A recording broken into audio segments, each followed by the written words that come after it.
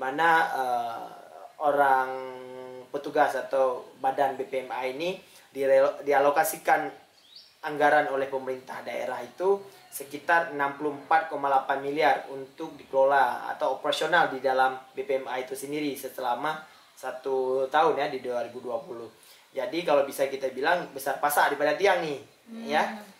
Dia digelontorkan uang hampir 65 miliar, tapi dia cuma bisa menyetorkan dividen atau menyetorkan keuntungan atau menyetorkan apa yang didapatkan oleh badan ini ke Pemda itu sekitar 10 miliar atau hampir 11 miliar, 10,9 miliar.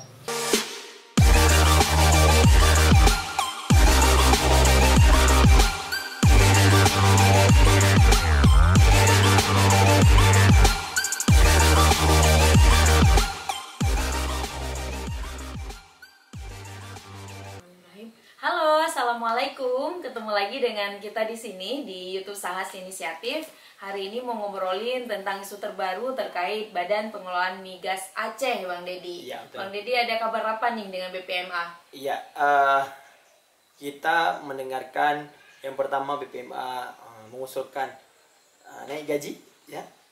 Naik gaji, ya? bukan semua, mulai dari pimpinan sampai staf itu mengusulkan peningkatan dari honorium dari tahun 2021 ke 2021 ke 22 itu akan ada kenaikan. Tapi kita belum melihat kenaikannya sebesar berapa. Tapi kita juga melihat kinerja di tahun 2021 ya. Kinerja di tahun 2021 BPMA cuma melaporkan pendapatan ya, menyetorkan pendapatan ke daerah Pemda Aceh atau Provinsi Aceh itu sekitar 10,9 miliar ya. 10,9 miliar, di mana orang petugas atau badan BPMA ini dialokasikan anggaran oleh pemerintah daerah itu sekitar 64,8 miliar untuk dikelola atau operasional di dalam BPMA itu sendiri selama 1 tahun ya, di 2020. Jadi kalau bisa kita bilang besar pasak daripada tiang nih, ya. Dia digelontorkan uang hampir 65 miliar, tapi dia cuma bisa menyetorkan dividen atau menyetorkan keuntungan atau menyetorkan apa yang didapatkan oleh badan ini ke Pemda itu sekitar 10 miliar atau hampir 11 miliar, 10,9 miliar. Kita bisa melihat di 2020 kemarin, yaitu tahun lalu, ya, laporannya adalah BPMA menyetorkan uang 400 miliar lebih ya, 406 miliar tepatnya, itu kepada pemerintah Aceh ya. Itu sangat luar biasa ya, sangat besar. Tapi kenapa kita melihat di tahun ini BPMA melaporkan bahwa terjadi penurunan yang sangat signifikan atau sangat terjun bebas ya, dalam artian dia sangat dalam koreksi ininya. Terus kenapa? Jadi ada pertanyaan juga daripada masyarakat bahwa kalau terjadinya penurunan dalam signifikan terhadap pendapatannya, kenapa pemerintah BPMA ini mengusulkan penambahan gaji ke pemerintah Aceh ya.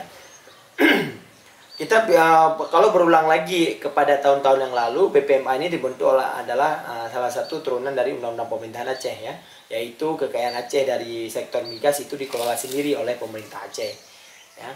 Makanya sekarang banyak lahan-lahan perminyakan itu dikelola oleh BPMA. Nah, itu pengawasannya oleh BPMA, sehingga kalau secara nasional ada SKK Migas ya, tapi di Aceh ada BPMA. Terus kita juga bisa melihat BPMA ini beralasan adalah tidak ada kenaikan gaji sebelum-sebelumnya. Jadi ini kesempatannya adalah kenaikan gaji di tahun 2021 ini. 2022 ini ya? Ya, 2021 dia tidak mendapatkan uang yang signifikan. Dari 2022 ini dia mengusulkan kenaikan gaji. Jadi kita melihat kalau dia melihat ke belakang yang besar, terus ke depannya kecil dan turunnya signifikan. Hampir seperti juga kita melihat kontribusinya seperti BPKS Labang ya, jadi dia dengan kewenangan besar tapi tidak ada untuk pendapatan daerahnya.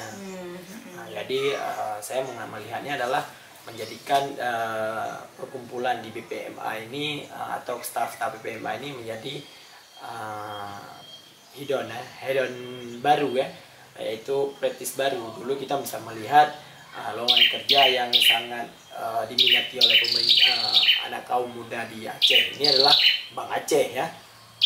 Itu salah satu bank daerah yang sangat menjanjikan untuk taraf hidup. Sekarang anak-anak muda Aceh juga sudah melirik BPMA untuk mendapatkan kerja di situ, karena dalam hal ini uang banyak, ya, gaji yang besar, kerjanya juga sangat praktis ya, diperniakan. Otomatis ya maunya di situ ya. Kita bisa melihat kalau kontribusinya tidak besar untuk Aceh, tapi besarnya untuk elit-elit di dalam BPMA sendiri, mungkin ya, tidak ada guna untuk pemerintahan, untuk masyarakat Aceh ya. Tapi kalau kita melihat, kita juga nggak bisa menjas karena baru tahun ini kita bisa melihat 10,9 miliar. Kita juga belum mendengar paparan kenapa 10,9 miliar yang didapat. Kenapa tahun 2020 itu mendapat 400 miliar lebih. Kenapa tahun ini jeblok? Sedangkan beberapa hal juga ditemukan di tahun ini ya, beberapa lokasi minyak di tahun 2021. Kenapa malah jeblok? Kita juga belum tahu report. Semoga BPMA juga mereport dengan rinci kepada masyarakat bahwa kenapa uang yang didapatkan 10 miliar, cuma 10 miliar ya, dan anggaran untuk mengelola suatu badan itu hampir 65 miliar. Kalau kita lihat seperti itu, Bang Dede, bisa dibilang kinerja berarti ya, karena mereka memang pada dasarnya punya tugas juga untuk menambah pendapatan daerah. Iya. Sebenarnya kinerja ya, kita belum ada audit yang menerangkan bahwa kinerja orang ini ya. Kita juga belum melihat laporan kinerjanya kenapa bisa menurun ya, tapi kita bisa melihat kalau terjadi penurunan tidak signifikan, berarti ada di angka misalnya 300-an miliar daripada 400 kan dari tahun lalu. Tapi kalau dari 400 ke 10 miliar kan jauh sekali ya. Kenapa? Ada apa dengan BPMA? Itu yang menjadi pertanyaan. Ada apa dan kenapa dengan BPMA? Itu menjadi pertanyaan. Karena kenapa? Karena jauh sekali penurunannya dari 400 miliar pendapatan di tahun 2020, 10 miliar di tahun 2010 ini, dan 2022 dan terus 2021 laporan keuangannya. Dan kita juga belum mendengar reaksi dari pemerintah Aceh ya, dari dalam hal ini dinas ESDM ya, karena dia serumpun dengan dinas ESDM. Kita belum melihat bagaimana respon dari pemerintah Aceh, apakah ada evaluasi kinerja di tahun 2022 ini, atau memang ada alasan tertentu sehingga pendapatannya menurun drastis.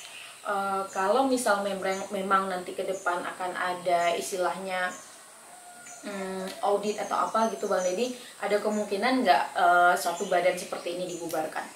Kalau dibubarkan enggak, karena dia suatu badan itu dibubarkan juga tidak mudah, dan didirikan juga tidak mudah.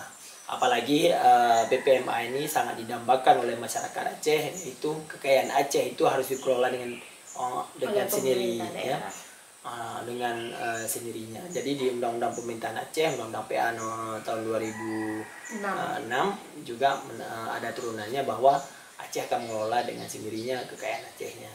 Dalam satu hal adalah dalam perminyakan ya, atau peminyakan dan gas di Aceh. Jadi kalau dibubarkan mungkin tidak dibubarkan, apalagi ini sudah jadi ya.